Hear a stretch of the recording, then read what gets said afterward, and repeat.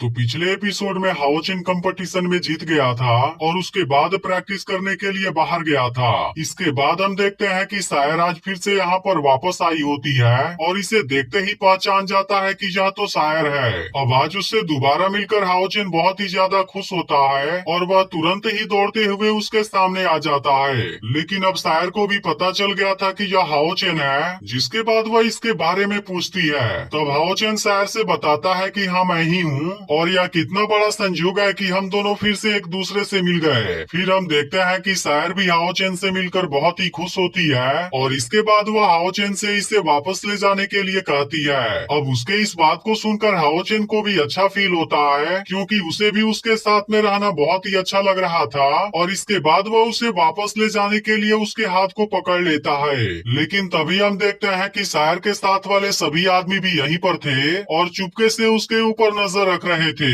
अब हाओचेन को आज फिर से सायर के साथ में देख इसमें से एक आदमी बहुत ही ज्यादा गुस्सा हो जाता है और उसे समझ में नहीं आता कि सायर 2 घंटे से खड़ा होकर उसका क्यों इंतजार कर रही थी और आखिर हाओचेन ने उसका हाथ फिर से क्यों पकड़ा हुआ है। अब इस बात से इसमें से दूसरा आदमी भी बहुत ज्यादा गुस्सा हो गया था और वह हाओचेन के ऊपर अटैक करने के लिए भी रेडी हो जाता है। लेकिन इसी वक्त इसके साथ वाला दूसरा आदमी उसे रोक देता है और कहता है कि तुम्हें जल्दीबाजी करने की कोई जरूरत नहीं है, क्योंकि अभी हमें इसको ऑब्जर्व करना चाहिए। इसके बाद वह आदमी हाओचेन और सायर को देखने लगता है, लेकिन हाओचेन ने अभी भी सायर का हाथ पकड़ा हुआ था, जिसकी वजह से इस आदमी को उसके ऊपर बहुत ज्यादा गुस्सा आता है। अब इसके कुछ समय के बाद हाओचेन सायर का हाथ पकड़े हुए उसे वापस ले जाने लगता है, जिसके दौरान हम उस मिस्टीरियस क्रिएचर को फिर से देखते हैं। अब इस वक्त सायर को भी हाओचेन के साथ में बहुत ही अच्छा लग रहा था और तभी इसी वक्त उसे किसी चीज की बहुत अच्छी स्मेल आती है। अब इसकी वजह से सायर कुछ देर के लिए यहाँ पर रुक जाती है, जिसके बाद हाओचेन उसे बड़े ध्यान से देखने लगता है।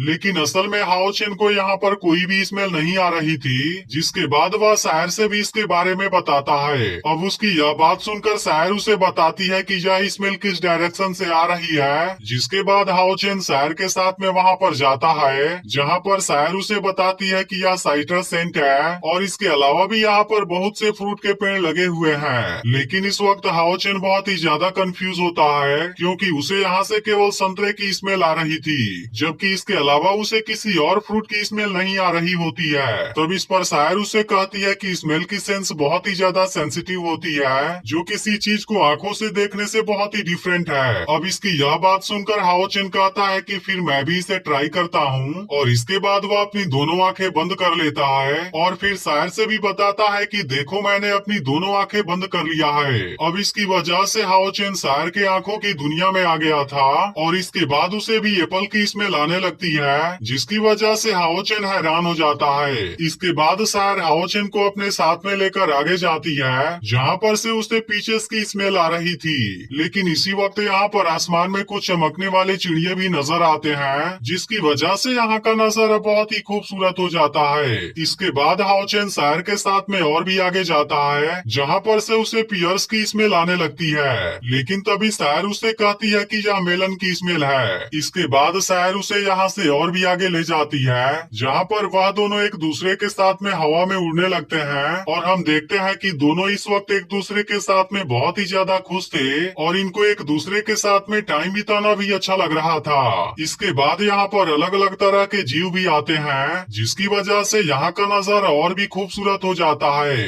लेकिन इस बात से हाओचेन बहुत ही हैरान होता है और इसे लगता है कि यह सायर की आंखों की दुनिया है। अब इसके कुछ समय के बाद सायर हाओचेन को लेकर नीचे आ जाती है, जिसके बाद ये दोनों रियलिटी में आ जाते हैं। लेकिन अब इतने देर से दोनों को एक साथ में देख एक आदमी बहुत ही ज्यादा गुस्सा हो जाता है, क्योंकि अब उसे ऐसा लगने लगा था कि हाओचेन सायर को पसंद करता है, जिस बात से वह उस पर और भी ज्यादा गुस्सा हो जाता है और कहता है कि वह लड़का हमारे लेडी के लिए काबिल नहीं है। अब इसी वक्त इसके साथ वाला एक आदमी अटैक करने वाला था, यह देख दूसरा आदमी उसे ऐसा करने से रोकता है, लेकिन इसी वक्त गलती से एक दूसरा आदमी अपने वेपन को छोड़ देता है, जिसे देख सभी बहुत ही ज्यादा परेशान हो जाते हैं। लेकिन हम देखते हैं कि सायर को इसके बारे में पता चल जाता है और वह हाओचेन को बचाने के बाद वेपन को वापस भेज देती है। इसके बाद वह फिर से तुरंत हाओचेन के सामने खड़ी हो जाती है, लेकिन असल में हाओचेन अभी भी अपना आंख बंद किया हुआ था, जिसकी वजह से उसे इसके बारे में में कुछ भी पता नहीं चलता। लेकिन अब यह देख बाकी लोग बहुत ही ज्यादा हैरान हो गए थे।